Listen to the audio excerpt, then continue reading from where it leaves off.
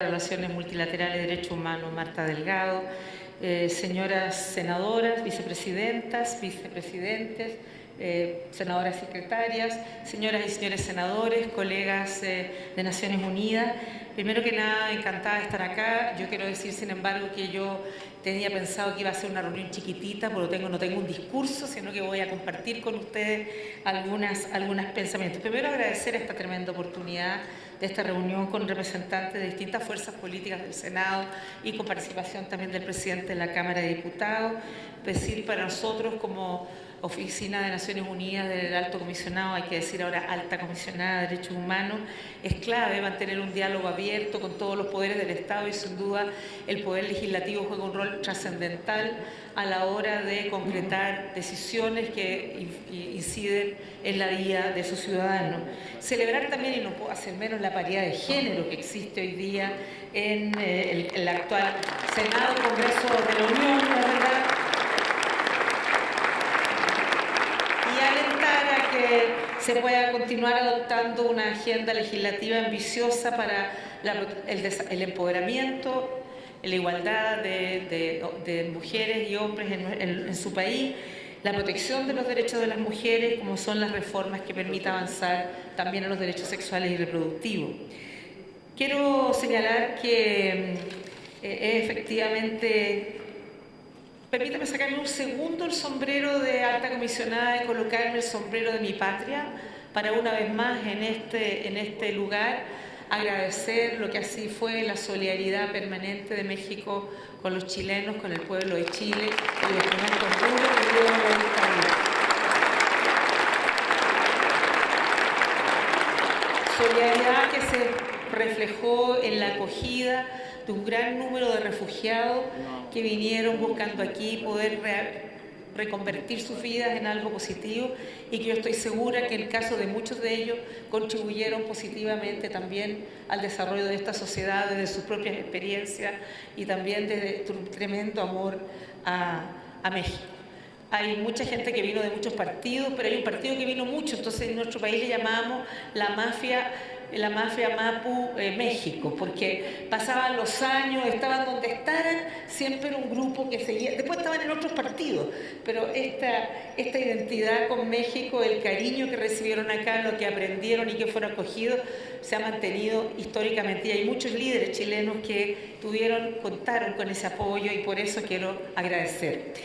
Señalar que efectivamente cuando estamos hablando de los derechos humanos, todas las personas, independientes de su educación, de su nivel socioeconómico, de su identidad religiosa, de su identidad de género, de su etnia en donde pertenecen, del lugar del mundo donde pertenecen, son personas sujetas de derechos. Y el año pasado celebramos los 70 años de la Declaración Universal de los Derechos Humanos y para mí fue muy interesante como una posibilidad de revisar todo lo que había significado llegar a esta declaración, que yo creo que es una pieza extraordinaria, no es verdad, de amor a la humanidad, una pieza extraordinaria de ética, de valores y de principios, pero que también tiene de interesante porque cuando uno discute con distintos miembros de distintos países, se tiende a buscar una relativización cultural diciendo que los derechos humanos no son iguales para todos. Y sin embargo, cuando uno lee y señalan que los derechos humanos reflejados en la Declaración Universal serían derechos occidentales, pero la verdad que cuando uno indaga profundamente en cómo se creó quienes fueron los comisionados, fueron personas de distintas partes de la tierra, sin duda latinoamericanos como mi colega como mi compatriota Hernán Santa Cruz, peruanos, pero hubo de la India, hubo de China, hubo por cierto de múltiples lugares. ¿Y por qué digo esto? Porque incluso hubo una mujer de la India que fue, en esa época se hablaba de los derechos del hombre, no se hablaba de los derechos de los seres humanos, y ella fue la que dijo que había que incluir una terminología distinta, que era la de los derechos de los seres humanos, para evitar que las mujeres y sus derechos pudieran ser conculcados utilizando ese lenguaje de la Declaración Universal. Y la verdad es que esta Declaración Universal, que parece ser muy antigua, sigue siendo lamentablemente, por un lado, en el sentido de los desafíos que tenemos como planeta de responder a los derechos de todas las personas, sigue estando plenamente vigente. Y si bien hay muchos países, y cuando miramos 70 años atrás, hemos avanzado extraordinariamente. Hace 70 años atrás la mortalidad materna era altísima en muchas partes del mundo, muy pocos países las mujeres podían votar. En fin, yo podría hablar de todo el progreso, pero sin duda persisten deudas muy importantes desde el punto de vista en todo el mundo, ¿no? Y cada país tiene avances, algunos tienen retrocesos y otros tienen retos y otros tienen deudas pendientes por cumplir. Pero además hoy día estamos en un momento en que para personas como yo, y yo creo que la gran mayoría de los que estamos aquí, nos damos cuenta que la creación a su vez, junto con la Declaración Universal, que surge de los horrores de la guerra, de la percepción del mundo de que nunca más, que no podemos volver a aquello, y surge por tanto este lineamiento de ideas, de valores, de principios sobre los cuales se tiene que construir la comunidad internacional. Asimismo también se generan todos los instrumentos que permiten pensar cuál es la gobernanza global que nos permita efectivamente llegar a no repetir algo como las dos guerras mundiales previas. Y se genera toda la estructura institucional que no es perfecta, que es mejorable permanentemente, pero basada en la idea de la voz de todos los países del mundo, en ese multilateralismo que nos ha permitido que países pequeños puedan también tener una voz y no ser arrasados por países grandes y que sus derechos puedan ser también cumplidos. Y hoy día está viviendo en el mundo una situación distinta, donde por algunos sectores, algunos países, el multilateralismo se busca erodar, se busca disminuir. También estamos viviendo un cierto retroceso de los derechos humanos desde el punto de vista tanto del lenguaje, de la importancia que se le atribuye en las negociaciones a nivel multilateral, y también un cierto retroceso de los derechos de las mujeres. Y por lo tanto, para nosotros es cómo retomamos estas banderas de los derechos humanos y lo hacemos una realidad, ya no solo en el discurso, que creo que todo el mundo lo tiene, sino en la implementación práctica de políticas, de leyes, de líneas, de programas concretos. Y en ese sentido, Naciones Unidas también, enfrentando el mundo que tiene múltiples conflictos y tiene múltiples desafíos, porque junto a los problemas del multilateralismo y el retroceso de recursos de los derechos humanos en muchos de estos contenidos, también vemos problemáticas que, si continúan así, van a seguir teniendo desafíos globales que pueden ser muy graves para la humanidad, como el del cambio climático, ¿no es verdad?, como el de los flujos migratorios, productos, muchos de ellos por conflictos que no se han resuelto adecuadamente o por cambio climático, desplazamientos de un país hacia otro,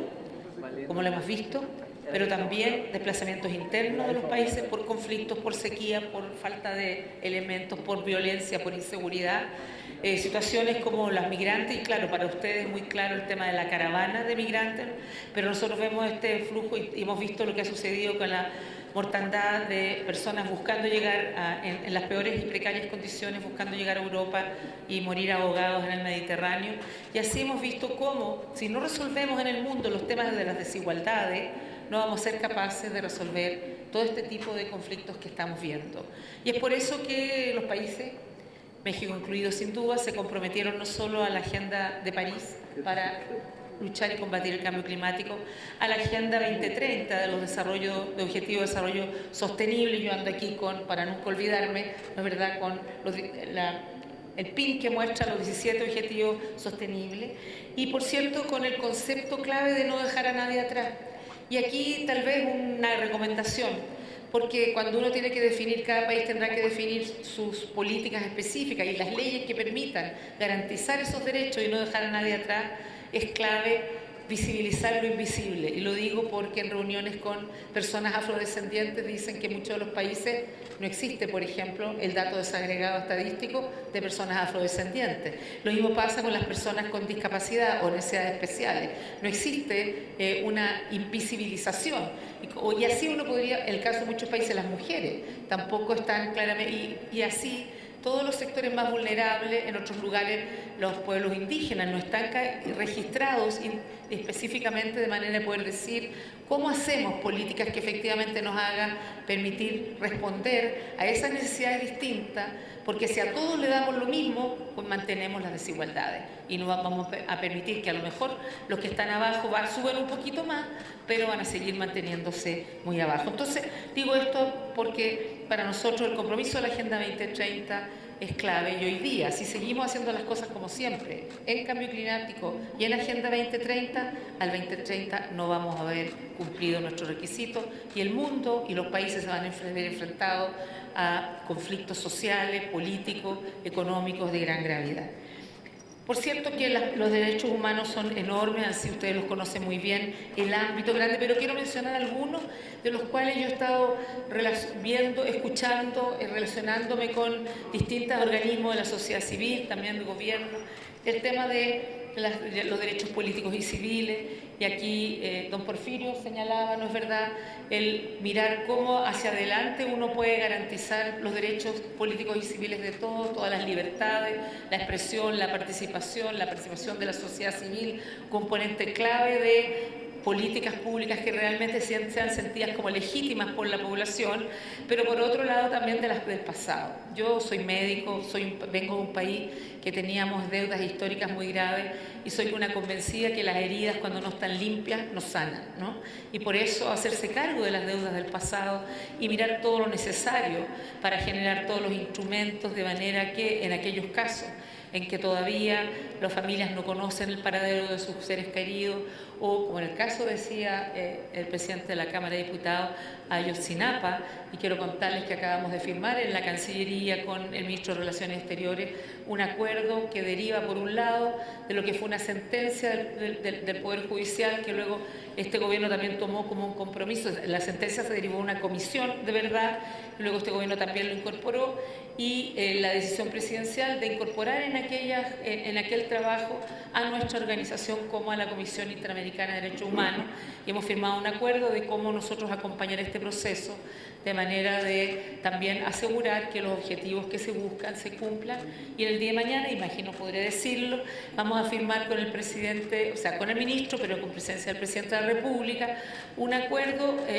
donde la oficina también va a acompañar el proceso, y quiero también felicitar a ustedes por todos los cambios a la reforma constitucional en relación a un tema que sé que ha sido muy discutido, pero que finalmente en el Congreso de la Unión hubo acuerdo sobre la Guardia Nacional, ¿no es verdad? Ahora viene el proceso de las 3 leyes específicas y nuestra oficina va no solo a acompañar el proceso de las leyes específicas, pero también el proceso de educación, formación, porque creemos que lo que es clave en cualquier institución, más allá de cómo está conformada y quiénes son los que la dirigen, porque más allá de eso es el modelo, cómo uno enfrenta la situación de seguridad garantizando los derechos humanos. Si eso no se hace, cualquiera sea la institución, se pueden repetir errores del pasado. Y por eso también ahí, junto con la Cruz Roja, queremos apoyar en eso y también apoyar con experiencias internacionales que permitan avanzar. Bueno, muy rápidamente, porque yo dije que iba a hablar 3 minutos y estoy hablando como latinoamericana, mucho más de lo necesario.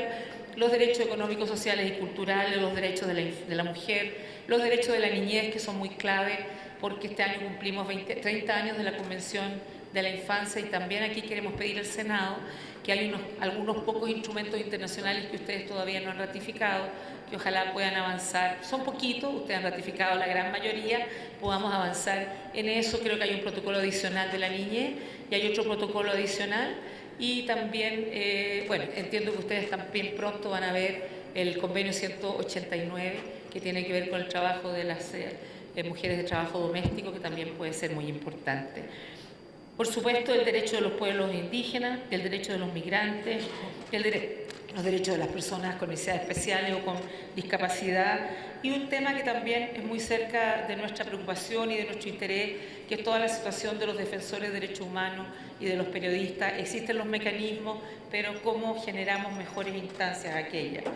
Yo creo que no hay país perfecto en el mundo.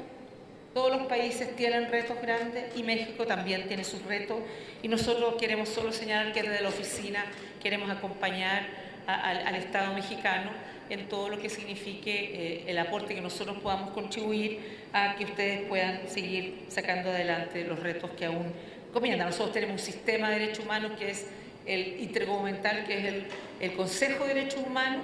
que está en Ginebra, ¿no es verdad?, que saca resoluciones permanentemente. Tenemos el sistema de los tratados, que también tiene recomendaciones, y el de lo que llaman procedimientos especiales, los relatores especiales. Varios han venido de visita acá, y sin duda todos ellos, en cada visita a cada país, hacen recomendaciones de manera de apoyar a los países. Nosotros creemos que hay que dar respuesta a violaciones de derechos humanos que existen, pero también es clave prevenir.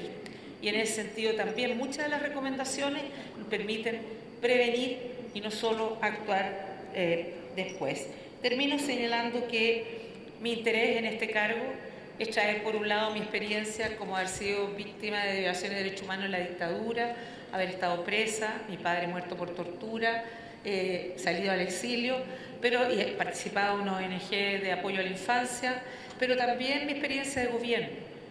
Lo único que no tengo, porque nadie es perfecto, es haber sido parlamentaria, pero sí me tocó como ministra interactuar mucho con el Parlamento y como presidenta, tratar de mirar cómo desde mi cargo, pero también cómo puedo entender las lógicas y las dinámicas de los países y mirar de qué manera entonces puedo apoyar mejor la tarea que yo tengo que